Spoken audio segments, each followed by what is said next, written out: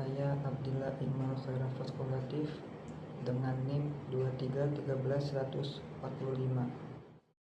Baik, saya di sini akan membuat sebuah video seputar studi filsafat agama yang dimana saya akan menjawab sebuah pertanyaan atau high order thinking dengan argumen saya, yang dimana ini cocok untuk zaman saat ini. Pertanyaan itu ada yang namanya pertanyaan agama sangat dibutuhkan bagi manusia, tetapi ada saja manusia yang menolak agama tersebut. Menurut saya itu ada orang dengan masing-masing pemikirannya. Pertama itu ada orang dengan pemikiran empirisme atau positivisme.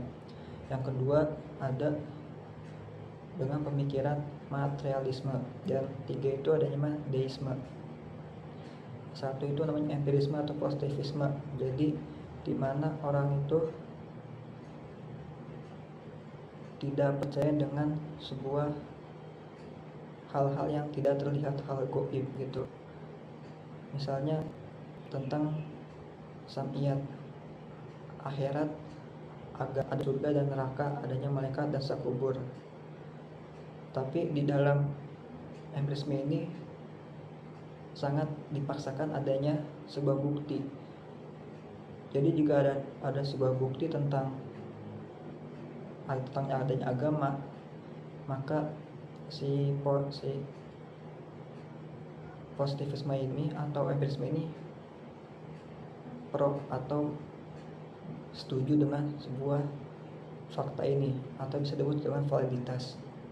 Misalnya sholat tentang agama, di situ ada namanya dibuktikan dengan sains, dengan ilmu pengetahuan bahwa sholat itu bisa membuat peredaran darah lancar, maka orang itu bisa berkomitmen bahwa agama itu atau sholat itu dibutuhkan. Sedangkan kalau masih itu sebab fisik, jika ada fisik maka mereka orang-orang ini itu menolak, itu dilihat oleh panca indera. Jika tidak ada maka dia tidak mempercayainya atau mengimaninya. Yang ketiga itu namanya deisme. Jadi deisme ini menganggap bahwa Tuhan itu menciptakan, tetapi Tuhan tidak mengurus setelah menciptakannya atau tidak mengurus setelah hidupnya. Dan biasanya ini tuh lebih ke orang-orang yang kurang beruntung, seperti hidup lahir dari keluarga yang tidak berkecukupan, maka mungkin ini bisa jadi latar belakang adanya deisme. Jadi menurut saya ada tiga aliran. Ada empirisme, dia percaya asalkan ada bukti bisa dengan sains.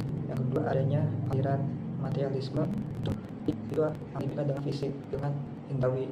Dan terakhir itu ada deisme, yaitu agama Tuhan sebagai pencipta tapi tidak mengurusinya.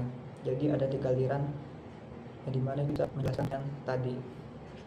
Kedua, ada sebuah pertanyaan, jika ada beberapa argumen yang mendukungnya Tuhan, menurut Anda argumen mana yang paling kuat tentang adanya Tuhan? Saya berpikir adanya ide ini disebut ide teleologis. Jadi ide intinya dari Aristoteles dan Thomas Aquinas. Jadi saya akan menjelaskannya dengan premis dan kesimpulan. Jadi ide ini tuh adanya premis satu. Jadi setiap benda yang mempunyai kerapian, nilai kerapian dan tujuan, maka itu pasti ada namanya perancangnya. Lalu premis kedua itu ada alam semesta ini itu menunjukkan adanya kerapian juga tujuan yang luar biasa kompleks. Lalu disimpulkan bahwa adanya perancang dari alam semesta ini, yakni Tuhan. Jadi dalam konsep atau idenya teleologis itu bahwa sesuatu yang indah pasti ada yang merancangnya. atau adanya creation itu pasti adanya creator. Itu argumen saya, itu adanya ide teleologis dari pemikiran intinya Aristoteles dan Thomas Aquinas. Itu ada banyak tentang jika Tuhan itu baik, apa adanya yang namanya kejahatan dalam dunia ini. Menurut saya itu bisa dijawab dengan 3 konsep. Yang pertama itu ada namanya konsep free will defense, yaitu pembelaan kebebasan manusia. Jadi di mana manusia itu diberi sebuah penghormatan oleh Tuhan untuk menentukan perbuatannya sendiri. Jadi murni atas kehendak manusia itu sendiri, karena manusia itu memiliki akal. Jadi Tuhan itu cuma memberikan kebebasan bagi manusia itu melakukan kebaikan atau keburukan itu sudah jatuh manusia itu sendiri karena adanya akal dari Tuhan. Yang kedua itu ada namanya konsep natural evil atau disebut dengan mekanisme alam.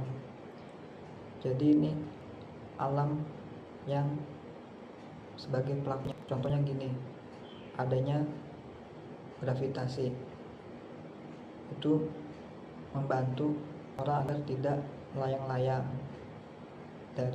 dari inti bumi. Tapi lain itu bisa menimbulkan kecelakaan, contohnya orang terjatuh dari gedung lantai 7 itu menyebabkan kematian. Lalu contoh lain ada seperti adanya lapisan tektonik, lempeng bumi itu bisa